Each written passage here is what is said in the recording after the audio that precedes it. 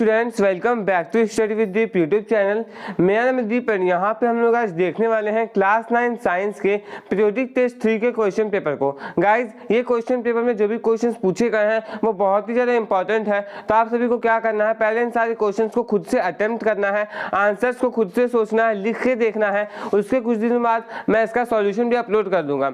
जब मैं solution upload करूंगा तो आपको उसके सॉल्यूशन से मिला लेना कि आपने जो लिखा वो सही है या फिर गलत। इससे क्या होगा ना कि आपका प्रैक्टिस भी हो जाएगा और जब आप अपने स्कूल में एग्जामिनेशन देने जाएंगे तो कुछ क्वेश्चंस हो सकता है इससे मैच भी कर जाएं। मैं ये तो नहीं कहूँगा कि सारे के सारे क्वेश्चन इसी से आ जाएंगे, लेकिन हाँ कुछ क्वेश्चंस आ सकते हैं क्योंकि क्वेश्चन पेपर इसी साल का है। तो आपको कोशिश क्या करना है कि आप इसे खुद से खुद सॉल्व करें पहले, उसके बाद ही आप लोग इसका सॉल्यूशन देखें। ओके, तो आज हम लोग इस क्वेश्चन पेपर को देखने वाले हैं। सबसे पहले कुछ जनरल इंस्ट्रक्शंस दिए गए हैं वो देख लेते हैं। सबसे पहले मैं आपको बता देना चाहता हूँ ये क्वेश्चन पेपर 40 मार्क्स का है।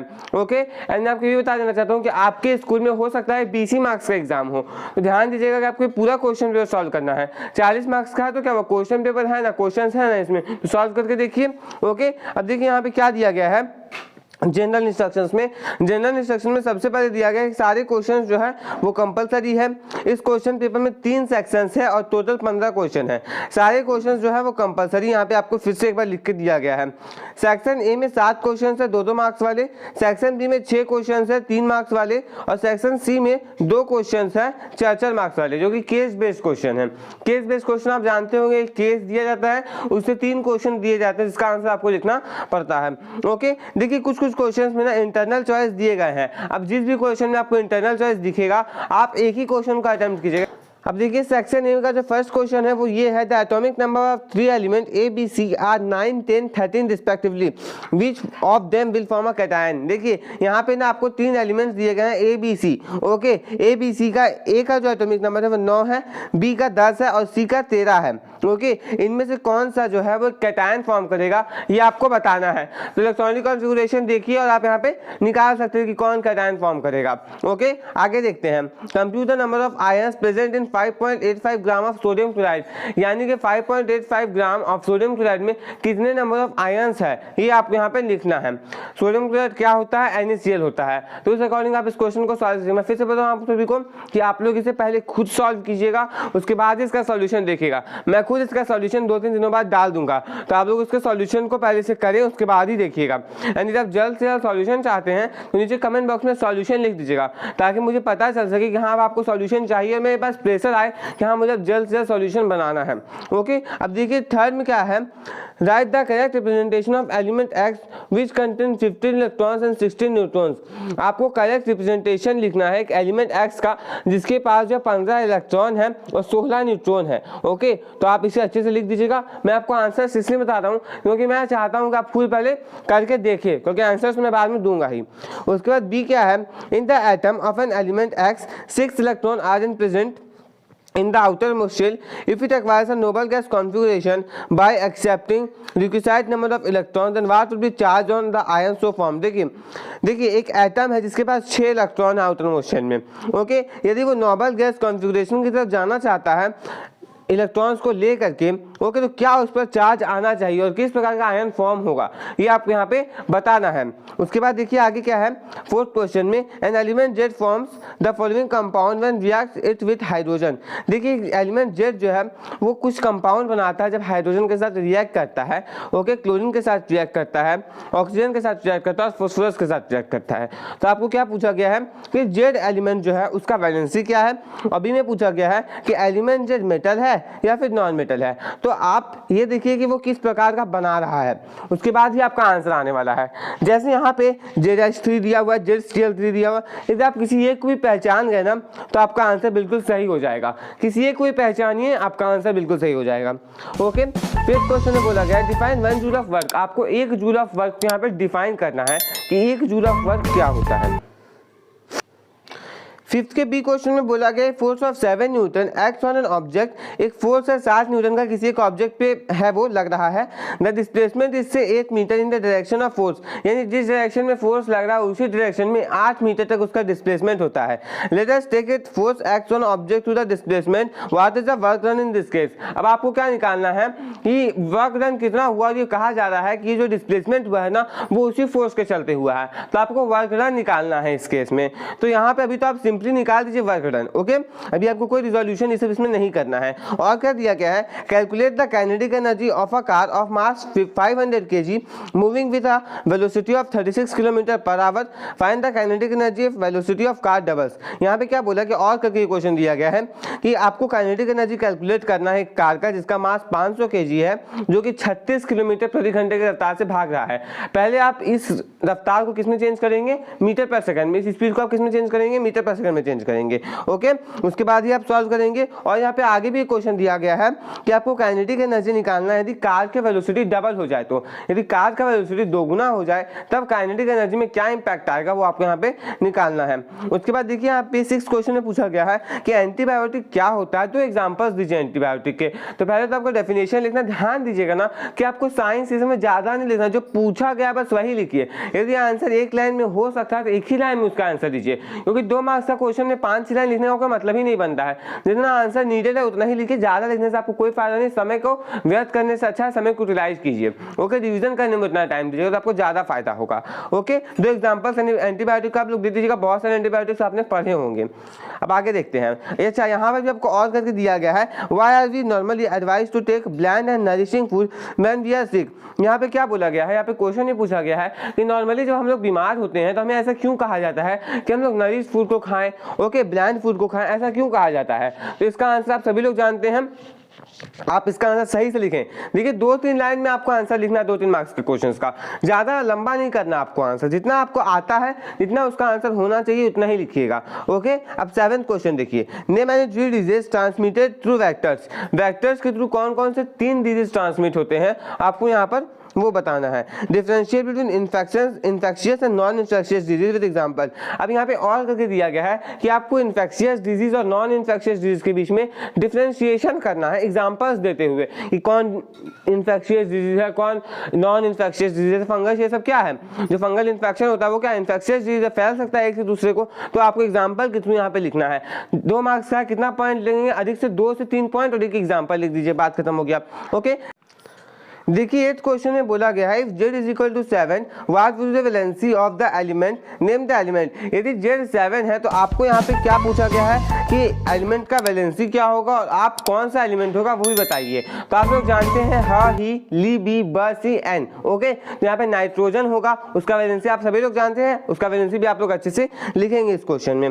बी में पूछा गया है, right the molecular formula of the following compounds. आपको यहाँ पे कुछ कंपाउंड दिए गए हैं जिसका आपको मॉलिक्यूलर फार्मूला लिखना है। ध्यान दीजिएगा कि क्रिस क्रॉस करके आप लोग दिखाएंगे, डायरेक्ट नहीं लिखेंगे, मार्क्स काटा जा सकता है कि आपने कैसे लिख लिया, तो चीटिंग करके कोई लिख देगा कि आप पीछे से पूछ लिया आगे से नहीं। आप लोग पहले क्रिस क्रॉस करके दिखाएं, ओके, कि हाँ कैसे आप लोग लिख रहे हैं इस केमिकल फार्मूला को, उसके बाद ही आप उसका आंसर लिखेंगे। उसके बाद 9th क्वेश्चन में बोला गया है, calculate the molecular mass of the following. आपको नीचे कुछ कंपाउंड दिए गए हैं जिसका आपको मॉलिक्यूलर मास कैलकुलेट करना है। मैं आपको बता देना चाहता हूँ कि ये जो क्वेश्चन है ना, ये लगभग क्वेश्चन पेपर में होता है। Okay, atoms and molecules chapter से ये लगभग क्वेश्चन में होता है कि मॉलिक्यूलर मास को कैलकुलेट कीजिए, कंपाउंड कौन सा होगा ये बताइए, मॉलिक्यूलर फार्मूला बताइए। इसलिए आपको मॉलिक्यूलर फार्मूला बताने सीख लेना है। ओके, उसके साथ साथ आपको मॉलिक्यूलर मास निकालने सीख लेना है।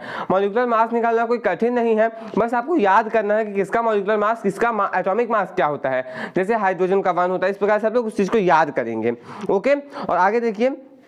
अच्छा, यदि आपको ऊपर 9th क्वेश्चन का जो 3 पार्ट है वो नहीं आता है, केमिकल फार्मूला सॉरी, यदि आपको मॉलिक्यूलर मास बनाने नहीं आता, निकालने नहीं आता है, तो आपको एटॉमिसिटी बता देना है। नीचे आपको यहाँ पे 6 दिए गए हैं। ओके, इसका आपको क्या बताना है, एटॉमिसिटी। ओके, अब देखिए 10th question, an object thrown at certain angle to the ground moves in a curved path and falls back to the ground. The initial and final point of the path of the object lie on same horizontal line. What is the work done by the force of gravity on the object. यानी कि यहाँ पे कहा गया है कि object को certain किसी एंगल पे फेंका गया है ग्राउंड में, ओके, कर्व्ड पाथ में वो जाता है और वापस ग्राउंड में गिर जाता है। अच्छा, जो इनिशियल पॉइंट और फाइनल पॉइंट था वो बिल्कुल एक सेम हॉरिजॉन्टल लाइन में आ रहा है।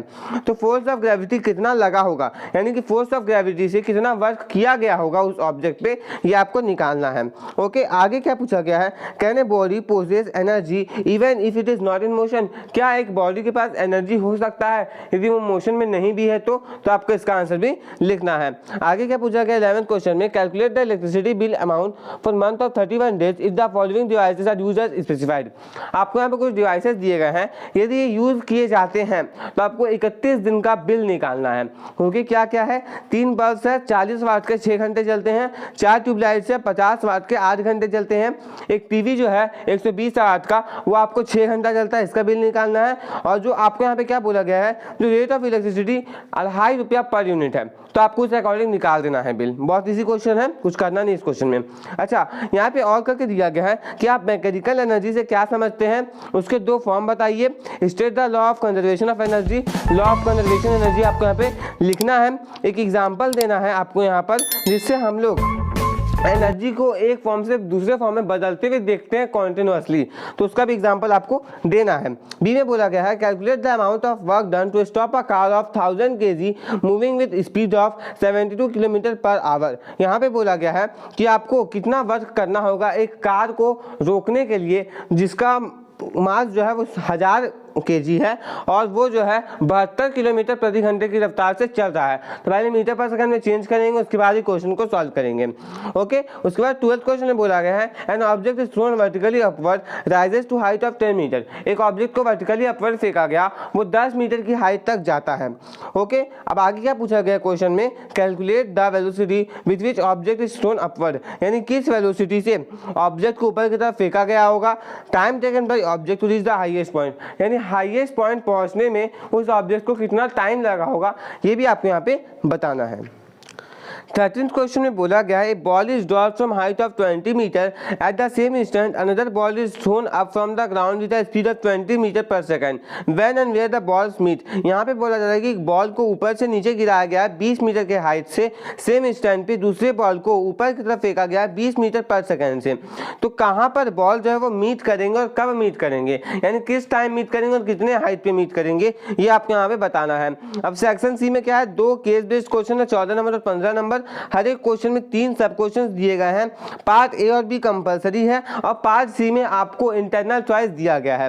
ओके, देखिए फॉलोइंग क्वेश्चन में क्या है, Saumya and Raunak are very excited to perform experiments in the chemistry laboratory.